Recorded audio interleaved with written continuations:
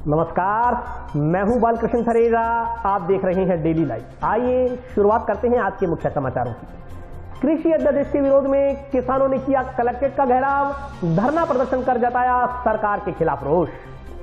22 दिसंबर को होंगे बार संघ के चुनाव, 15 व 16 दिसंबर को बनेंगे बार संघ सदस्यों के वोट। विभिन्न मांगों को लेकर पटवारियों ने रखी कलम डाउन हड़ताल, पूर्व में हुए समझौतों को लागू करने की मांग। जिला परिषद सभागार में हुई जिला निष्पादन समिति की बैठक, जिला कलेक्टर ने शिक्षा अधिकारियों को दिए दिशा निर्देश। प्रशासन द्वारा करवाए गए प्रेरणादायक कार्यों की पुस्तक का जिला कलेक्टर ने किया विमोचन। और अब समाचार विस्तार से। कृषि अध्यादेशों के विरोध में सोमवार को किसानों ने कलेक्ट्रेट का घेराव कर धरना प्रदर्शन किया। किसानों ने मांग पूरी नहीं होने तक आंदोलन जारी रखने की चेतावनी दी है।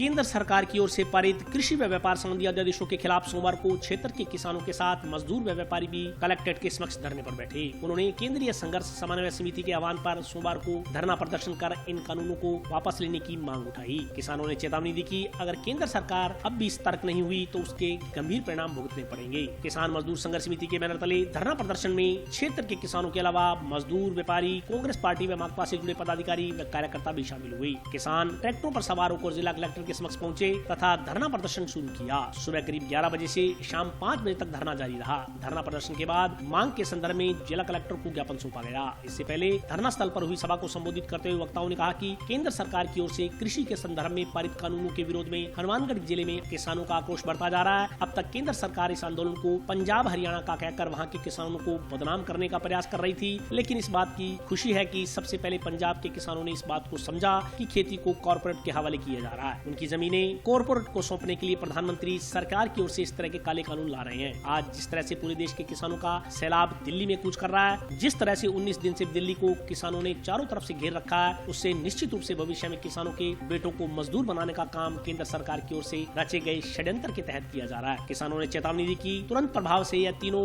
अध्यादेश सरकार द्वारा वापस लिए जाने चाहिए, अन्यथा पूरा देश का किसान सड़कों पर उतर आएगा। वक्ताओं ने कहा कि दिल्ली तब तक है जब तक हिंदुस्तान में किसान है। अगर हिंदुस्तान के किसान ने दिल्ली का आटा, दूध, सब्जियां बंद कर दी तो दिल्ली दिल्ली नहीं रहेगी, बल्कि बेहद मुश्किलों का सामना करना होगा। किसानों ने आरोप लगाया कि केंद्र सरकार अनर्गल आरोप लगाकर किसानों में फूट डालने का प्रयास कर रही है। इनसे बचकर किसानों की मांग के अनुसार तीनों काले कानून वापस होने चाहिए। सभा में प्रोफेसर ओम जांगू, सुरेंद्र शर्मा, कांग्रेस नेता गुरमीत सिंह चंद्रा, सौरभ राठौड़, सादा सिंह खोसा सहित अन्य किसानों ने अपने विचार रखे।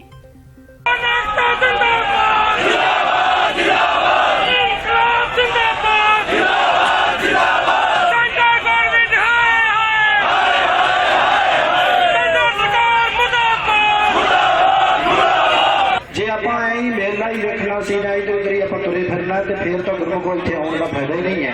इस करके गल दुख दी है कि जो मोदी ने यह बिल पास किए सन, सब तो पहला ऐसे कलेक्टर साहब दे में जाके आप सारे जथे समेत सब तो पहला असी जाके उत्थे ये जड़ा इसका विरोध किया।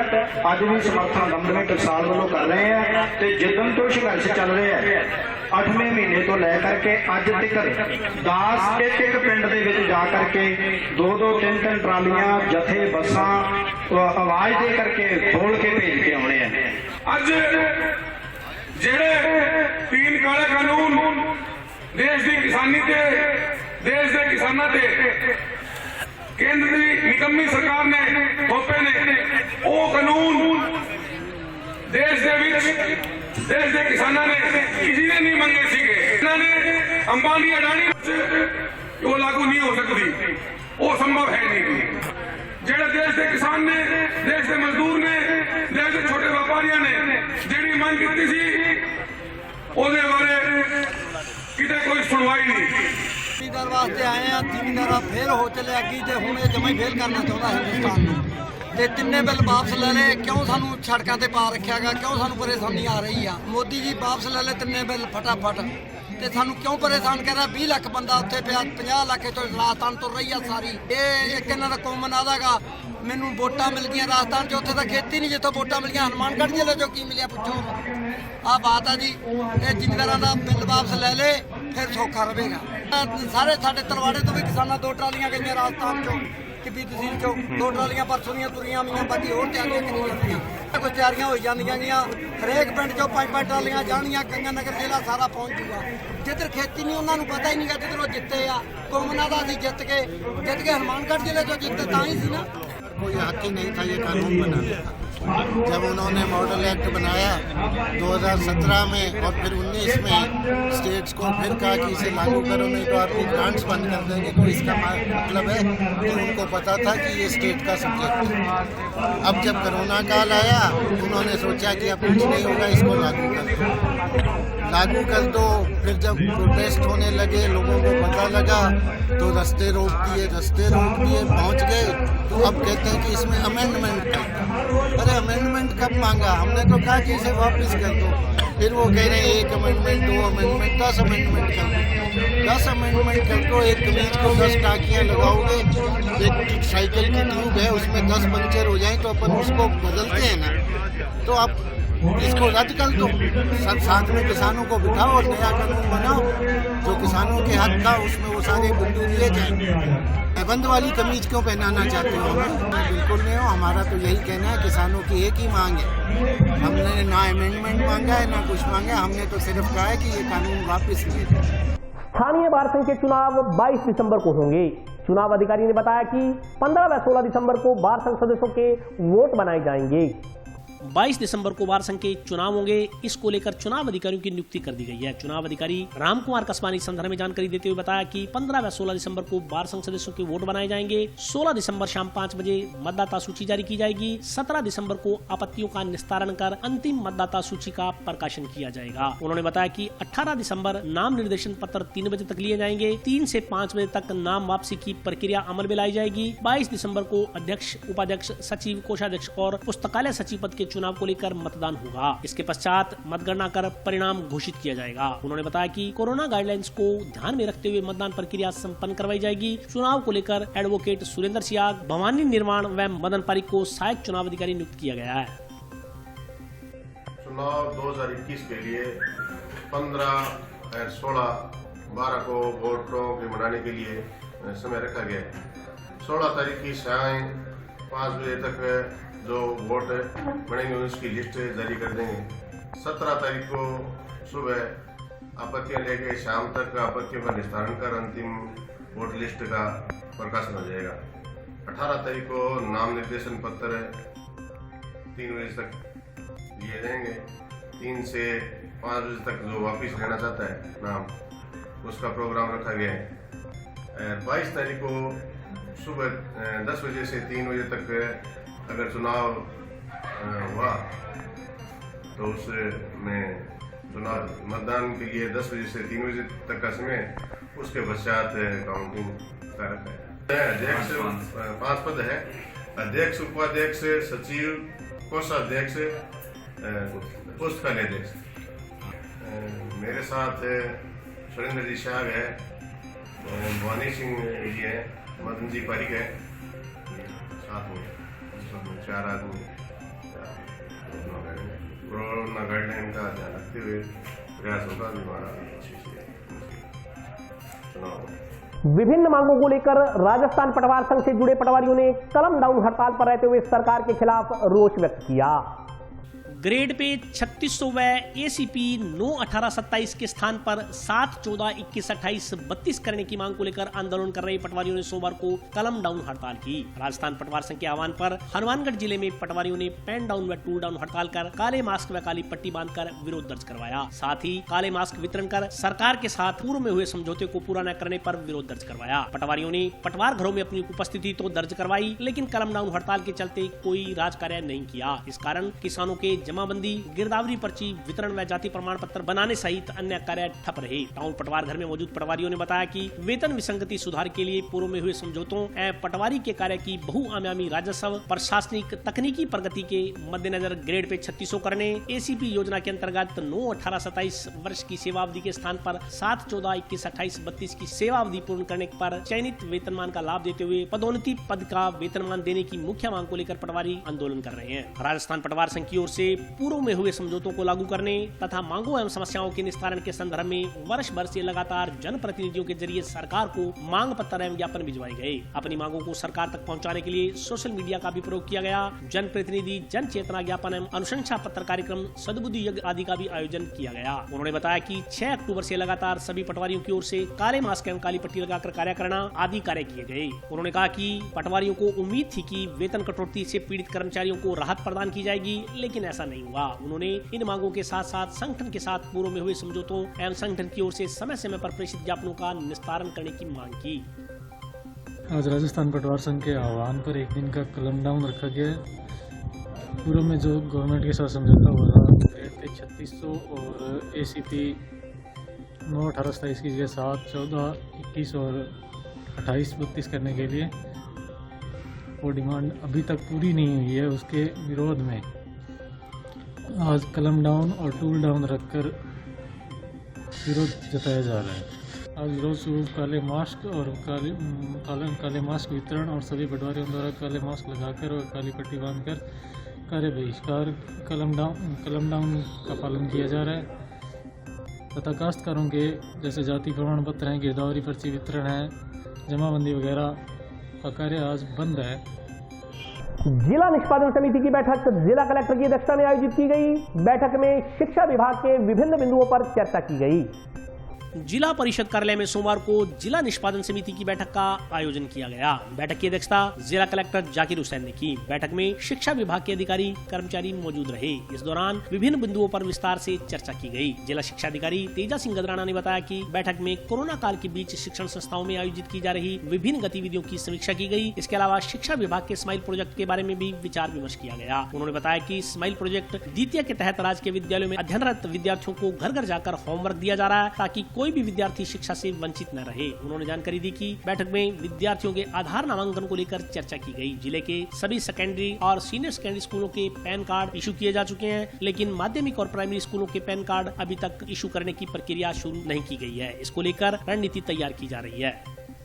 जिला स्तरीय निष्पादन कमेटी की हर मासिक में जिला कलेक्टर महोदय की अध्यक्षता में मीटिंग होती है, जिसमें जिले के जितने भी शिक्षा अधिकारी हैं, जिला शिक्षा अधिकारी, मुख्य जिला सेक्रेटरी सभी इस मीटिंग में उपस्थित होते हैं। आज कलेक्टर साहब इस मीटिंग में आए। हम उन्हीं बिंदुओं पर चर्चा करेंगे कि क्या कारण रहा कि हम 8-10 महीने से लगातार राजस्थान के अंदर प्रथम आ रहे थे, क्या कारण रहा जो हमारा तीसरा स्थान आ गया। और मैं आप लोगों को विश्वास दिलाता हूं कि हम मीटिंग में ये निष्कर्ष निकालेंगे कि आने वाले महीने में हमारा हनुमानगढ़ जिला शिक्षा के अंदर जो परंपरा थी कि हर महीने प्रथम आ रहे थे, वापस पुनः हम प्रथम आए, ये प्रयास है। आज जो है हमारी मासिक बैठक जिला निष्पादन समिति की आयोजित की जा रही है माननीय जिला कलेक्टर महोदय की अध्यक्षता में, और इसमें जितने भी हमारे सम्मानित सदस्य हैं उनको भी आमंत्रित किया गया। आज की बैठक में जो है शिक्षा विभाग में जितने भी इस कोरोना काल में कार्यक्रम चल रहे हैं उनकी पूरी गहन समीक्षा की जाएगी। साथ में जैसे स्माइल 2 कार्यक्रम है, बच्चों को घर घर जाके होमवर्क दिया जा रहा है ताकि बच्चे जो है पढ़ाई से वंचित न रहें। इस प्रकार से जिला रैंकिंग के बारे में भी चर्चा की जाएगी। और भी अन्य बिंदु है जो है एजुकेशन के आधार नामांकन सभी बच्चों का तैयार करवाना काफ़ी महत्वपूर्ण बिंदु है आज की बैठक में, और उन पर विस्तार से चर्चा की जाएगी। जी, इसमें जो है हम 2 उसमें पिछड़े हैं इस बार। एक तो जो है पैन कार्ड इशू करवाना। हमारे जितने भी सेकेंडरी और सीनियर सेकेंडरी स्कूल हैं उनके सभी के पैन कार्ड आवंटित हो गए हैं, और जो मिडिल और प्राइमरी स्कूल बचे हुए हैं उनके जल्दी से जल्दी इस बार करवाएंगे। दूसरा था 100% आधार नामांकन तैयार करवाना बच्चों को। पिछली बैठक में हमने ये बिंदु लिया था, सबकी योजना आ गई। अब माननीय कलेक्टर साहब से हम प्रत्येक जिले में एक जो आधार कार्ड बनाते हैं उनको भिजवाएंगे आदेश के अनुसार, और हम चाहेंगे कि इस बार जो फिर फर्स्ट आएंगे। जिला कलेक्टर जाकिर हुसैन ने सोमवार को प्रशासन द्वारा कोरोना काल में चलाए गए जन जागरूकता अभियान व अन्य प्रेरणादायी कार्यों की पुस्तक का विमोचन किया। निरोगी राजस्थान कार्यक्रम के तहत जिला प्रशासन, पुलिस प्रशासन एवं चिकित्सा एवं स्वास्थ्य विभाग की ओर से किए जा रहे प्रेरणादायक कार्य, प्रशिक्षण कार्यक्रम, स्कूल कार्यक्रम, प्रचार प्रसार एवं जन जागरूकता कार्यक्रम की पुस्तक का विमोचन सोमवार को जिला कलेक्टर जाकिर हुसैन की ओर से किया गया। इस मौके पर अतिरिक्त पुलिस अधीक्षक जसाराम बोस, मुख्य चिकित्सा एवं स्वास्थ्य अधिकारी doctor Arun Kumar, PMO doctor MP Sharma, DPO Nipen Sharma आदि मौजूद थे। CMHO एवं नोडल अधिकारी डॉक्टर अरुण कुमार ने बताया कि नशा मुक्त भारत अभियान एवं राजस्थान सरकार के महत्वपूर्ण कार्यक्रम निरोगी राजस्थान कार्यक्रम के तहत तंबाकू मुक्त हनुमानगढ़ की अभिनव पहल के मद्देनजर जिला तंबाकू नियंत्रण प्रकोष्ठ हनुमानगढ़ की ओर से पूरे जिले में अधिकारी एवं कर्मचारियों के प्रशिक्षण कार्यक्रम आयोजित करवाए जा रहे हैं। प्रशिक्षण कार्यक्रम में तंबाकू से होने वाले दुष्प्रभाव, रोगों, मृत्यु तथा विभिन्न विभागों से संबंधित तंबाकू निषेध कानून कोटप्पा अधिनियम 2003 के मुख्य प्रावधानों के विषय में अमुखीकरण कार्यशालाएं आयोजित की जाएंगी। इसमें जिला प्रशासन, पुलिस प्रशासन एवं चिकित्सा एवं स्वास्थ्य विभाग की ओर से किए जा रहे जागरूकता कार्यक्रम के बारे में बताया जाएगा। नशा मुक्त भारत अभियान का शुभारंभ 15 अगस्त 2020 से शुरू हुआ था, जिसमें रवाना किया गया था और पूरे जिले के अंदर ये कार्यक्रम की शुरुआत की गई थी। उसी संदर्भ में जो एंटीसीपी हमारा यूनिट है उसके द्वारा हनुमानगढ़ जो है उसके द्वारा ये लगातार कार्य किए जा रहे हैं और उसी के अंदर आज एक पुस्तक जो विमोचन किया गया, जो जिसके माध्यम से जो विभिन्न प्रशिक्षण हमारे चलेंगे उसके अंदर सभी को जानकारी दी जाएगी क्या अधिनियम है, क्या कैसे कर सकते हैं और अब तक की क्या कार्रवाई हुई है और प्रगति क्या है उसके बारे में उसके अंदर अच्छे से दिए जाने का प्रयास किया गया है। और एक संदेश भी दिए गए हैं विभिन्न स्तर से कि इसके अंदर कैसे ये जो तंबाकू का सेवन और जो किस तरह से हानिकारक है और किस तरह से नहीं करना चाहिए और सभी से इसके अंदर अपील भी की गई है इसको अधिक से अधिक अपने को इस पर कार्रवाई भी करनी है, जो जिसने कार्रवाई करनी है वो लोग भी और आगे जानकारी जो प्रतिनिधि हैं और सभी स्तर के जो लोग हैं वो आगे इसके पर कार्य करें। और अभी वक्त है ब्रेक का, हाजिर होता हूँ छोटे से ब्रेक के बाद।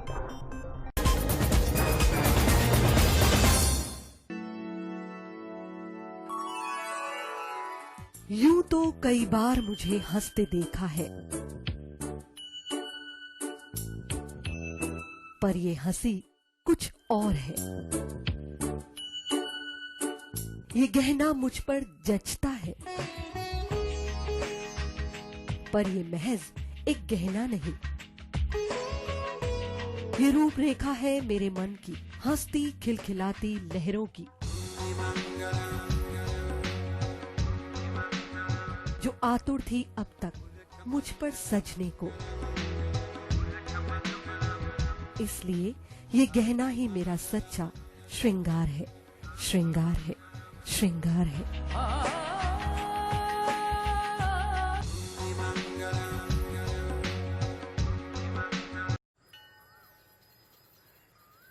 अरे बबलू, लॉकडाउन खुलते ही टहलने निकल पड़े।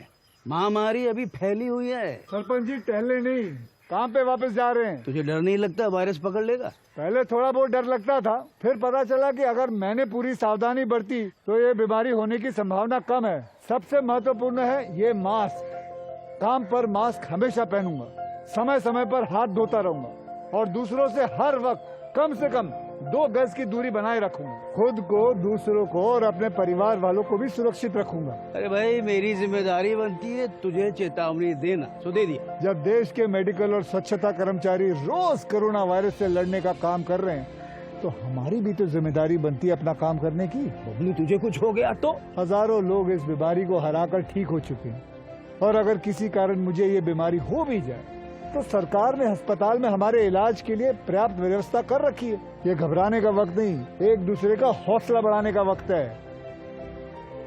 अरे ऐसे क्या देख रहा है? तू काम पे जाएगा, मैं नहीं जाऊंगा, नाक नहीं कट जाएगी मेरी। चलो मास्क। हाँ, मास्क मास्क। अरे नाक तो ढक लो। हाँ। कोरोना वायरस से हमें लड़ाई जारी रखनी पड़ेगी, पर उससे डर कर नहीं, पूरी सावधानी के साथ डट कर चलिए। रुकी जिंदगी को आगे बढ़ाएं, देश को आत्मनिर्भर बनाएं। जय हिंद।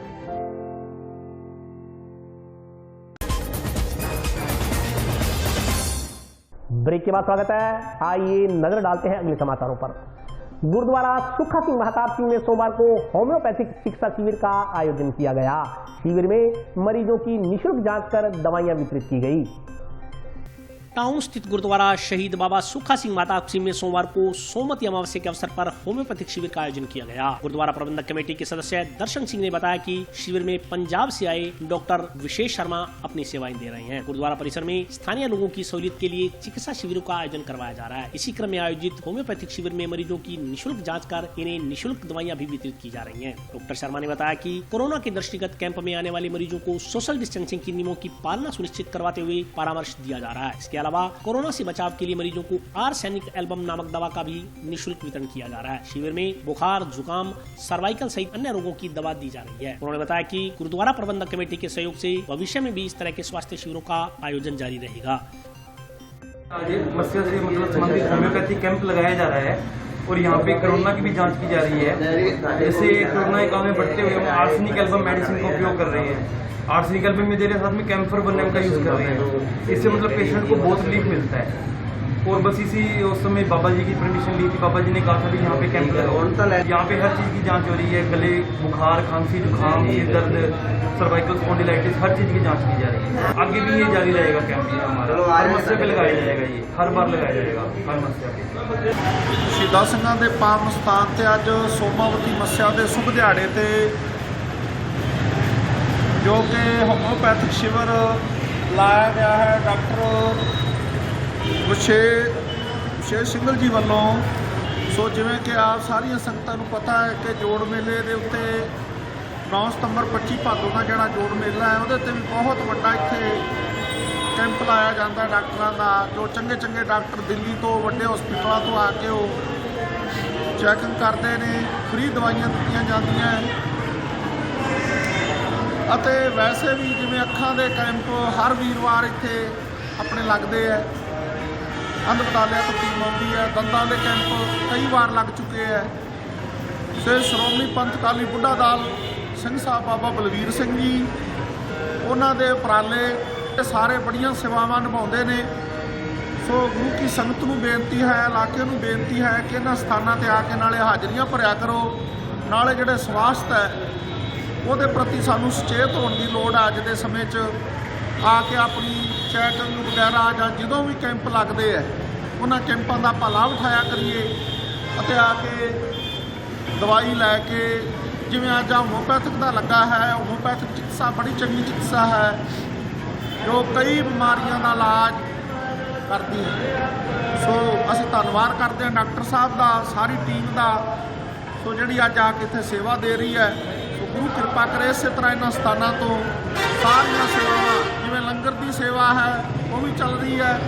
ਸੋ ਕਿਸੇ ਦੁੱਖ ਸੁੱਖ ਵਾਸਤੇ ਜਿਹੜੇ ਕੈਂਪ ਵਗੈਰਾ ਲੱਗਦੇ ਹੈ ਇਹ ਵੀ ਬਹੁਤ ਵੱਡਾ ਉਪਰਾਲਾ ਹੈ ਬਾਬਾ ਜੀ ਦਾ ਅਤੇ ਸੇਵਾਦਾਰਾਂ ਦਾ। ਸੋ ਗੁਰੂ ਮਹਾਰਾਜ ਸ਼ਹੀਦ ਸਿੰਘ ਇਸੇ ਤਰ੍ਹਾਂ ਕਿਰਪਾ ਕਰਨ। नवनिर्वाचित पंचायत प्रतिनिधियों का शपथ ग्रहण समारोह सोमवार को पंचायत समिति सभागार में आयोजित किया गया। टाउन स्थित पंचायत समिति सभागार में सोमवार को नवनिर्वाचित पंचायत प्रतिनिधियों का शपथ ग्रहण समारोह आयोजित किया गया। इस दौरान कांग्रेस के नवनिर्वाचित प्रधान, उप प्रधान और विभिन्न ग्राम पंचायतों के कांग्रेस प्रत्याशी, डायरेक्टर व कांग्रेस कार्यकर्ता मौजूद रहे। इस मौके पर कांग्रेस कार्यकर्ताओं ने नवनिर्वाचित प्रधान व उप प्रधान का माल्यार्पण कर व साफा पहनाकर अभिनंदन किया। नवनिर्वाचित पंचायत प्रतिनिधियों ने बताया कि कोरोना के मद्देनजर ग्राम पंचायतों में स्वच्छता अभियान की शुरुआत की जाएगी। साथ ही दलगत राजनीति से हटकर गाँव का विकास करवाने को प्राथमिकता दी जाएगी। उन्होंने कहा कि सरकार की महत्वाकांक्षी योजनाओं को जन जन तक पहुंचाने का प्रयास किया जाएगा।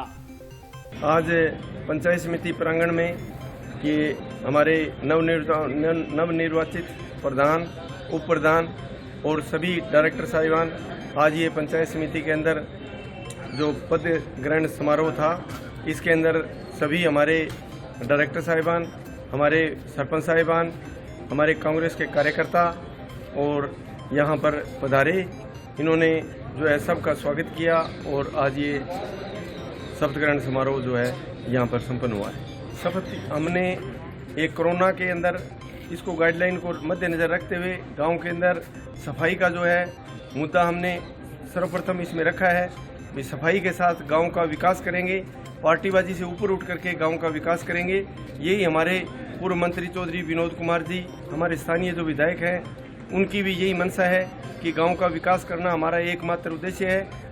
राजस्थान सरकार और केंद्र सरकार की जो योजनाएं हैं उनको हम आम जो गरीब से गरीब हमारा गांव का बैठा हुआ साथी है उस तक पहुंचाने का हमारा मुख्य उद्देश्य ये ग्रहण करने के लिए सब इकट्ठे हुए। मुझे मिली सब डायरेक्टर जो है इनका सबका मान सम्मान किया है। जिला प्रमुख साहब भी आए हैं, प्रधान जी भी आए हैं, उप प्रधान जी भी आए हैं। सारे चौधरी भूपेंद्र कुमार जी की अध्यक्षता में ये जो आज सबका मान सम्मान किया है ये हमेशा जैसे मान सम्मान है हमेशा के लिए इसको बढ़ाए रखेंगे, बढ़ता ही रहेगा। और सब की ये उम्मीद है कि इलाके का बढ़िया काम हो। तो हम ये कहते हैं कि हम तो अपनी मेहरबानी से सबसे अच्छा काम कराएंगे। सभी की जो तमन्ना है वो काम, कहीं किसी काम में कोई दिक्कत नहीं आने देंगे। हमारी गवर्नमेंट है, हमारे मुख्यमंत्री जी का ये आदेश है कि बहुत अच्छा काम करना है, तो हम उनके कहने से हर लोगों के वादे जो है वो पूरे करेंगे और काम करते ही रहेंगे।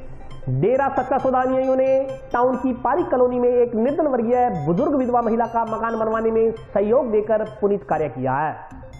डेरा सच्चा सौदा के अनुयायियों द्वारा आशियाना मुहिम के तहत निर्धन वर्गीय विधवा महिला का मकान बनवाया गया। डेरा सच्चा सौदा के अनुयायियों ने बताया कि उनके द्वारा 133 मानवता भलाई के काम किए जा रहे हैं। इसके तहत आशियाना मुहिम भी चलाई जा रही है। इसमें जरूरतमंद लोगों के मकान डेरा सच्चा सौदा प्रेमियों द्वारा बनवाए जा रहे हैं। डेरा की परंपरा रही है कि एक दिन में आशियाना बनाकर तैयार कर दिया जाता है। इसी क्रम में आज उक्त जरूरतमंद महिला के मकान को भी एक दिन में बनाकर तैयार कर दिया गया। डेरा सच्चा सौदा द्वारा 133 मानवता भलाई के कार्य किए जा रहे हैं। उनमें से एक है आशियाना मुहिम। उसी के तहत आज हनुमानगढ़ ब्लॉक की साध संगत एक अति जरूरतमंद विधवा बुजुर्ग माता का आशियाना बना के दे रही है। सारी साध संगत डॉक्टर संत गुरमीत राम रहीम सिंह जी के पावन मार्ग निर्देशन में ऐसे मानवता भलाई के कार्य लगातार करती आ रही है। उसी कड़ी में आज ये मकान बनाया जाता है। ये आज सुबह शुरू किया गया है और जैसा कि डेरा सच्चा सौदा की परंपरा रही है, एक दिन में शाम तक मकान पूरा किया जाता है, उसी तरह आज ये शाम तक मकान शासन पूरा करके जाएगा। जिला मुख्यालय तथा आसपास के क्षेत्रों में सोमवार को चली सर्द हवाओं ने ठंड के प्रभाव को और अधिक बढ़ा दिया है। चिकित्सकों ने ऐसे मौसम में गर्म वस्त्र पहनने और अपने स्वास्थ्य का विशेष ध्यान रखने की सलाह दी है। जिला मुख्यालय तथा आसपास के इलाकों में बढ़ रही सर्दी के बीच सोमवार को ठंडी हवाएं चलने से पारा और नीचे आ गया। ऐसे में लोग अलाव जलाकर खुद के शरीर को गर्म करते नजर आए। ठंडी हवाओं के चलते लोग घरों से बाहर निकलने से गुरेज कर रहे थे। वहीं चिकित्सकों का कहना है कि सर्दी के मौसम में ठंडी हवाओं से बचाव ही व्यक्ति के स्वास्थ्य के लिए लाभदायक है। बाहर निकलते समय गर्म वस्त्र पहनना कतई न भूलें। इस संदर्भ में फिजिशियन डॉक्टर राजेश कटेवा ने बताया कि इस मौसम में सर्दी जुकाम और वायरल निमोनिया जैसी बीमारियां सामान्य सी बात है। इसके अलावा बढ़ती सर्दी के बीच कोरोना संक्रमण फैलने का खतरा भी लगातार बढ़ा हुआ है। ऐसे में गर्म कपड़े पहनकर घर से बाहर निकलें और सर्दी से जितना हो सके अपने आप को बचाएं। उन्होंने बताया कि गर्म पानी और गर्म खाद्य पदार्थों का सेवन ऐसे मौसम में करना चाहिए। उन्होंने कहा कि जहां तक संभव हो सके बाहर निकलने से बचना चाहिए, इससे सुरक्षित रहा जा सकता है। चिकित्सकों के अनुसार सर्दी के मौसम में सूखे मेवे और गर्म दूध इत्यादि का सेवन करना चाहिए। यह खाद्य पदार्थ जहाँ इन्फेक्शन से बचाते हैं, वहीं रोग प्रतिरोधक क्षमता को भी शरीर में बढ़ाते हैं। इसमें इस मौसम के अंदर जो है ना, सर्दी जुकाम और वायरल निमोनिया वगैरह बड़े कॉमन है। और इस समय जैसे कोरोना का एपिडेमिक फैला हुआ है, तो कोरोना भी चांसेस होने के बहुत ज़्यादा चांसेस बढ़ जाते हैं ज़्यादा सर्दी की वजह से। तो हमेशा जो है गर्म कपड़े वगैरह पहन करके रखें, सर्दी से अपना पूर्णतः बचाव रखें। ज़्यादा गर्म पानी का, गर्म चीज़ों का ज़्यादा सेवन करें। ज़्यादा जहाँ तक कोशिश हो, जहाँ तक बिना काम के बाहर नहीं निकलें, धूप का सेवन करें। खाने के अंदर जो है बहुत ज़्यादा हैवी डाइट नहीं लेवें, फ्रिक्वेंट डाइट लेवें। तरल पदार्थ जो है उनका सेवन ज़्यादा करें। हवा के अंदर जैसे अपना मुंह खुला रहता है, तो ज़्यादा एक्सपोजर, गर्म कपड़े पहन लेता आदमी, इसके बावजूद ही जो है मुंह खुला रहता है, तो इसके अंदर जो साइनोसाइटिस है, साइनसेज हैं, नाक का इन्फेक्शन है, ये बड़ा कॉमन होता है। इसके अंदर बहुत ज़्यादा इन्फेक्शन होता है। इनसे बचाव रखने के लिए मफलर वगैरह बांध करके रखें, मुंह को ढक करके रखें। और आज के लिए बस इतना ही। कल फिर हाजिर होता हूं नए समाचारों के साथ। तब तक के लिए नमस्कार।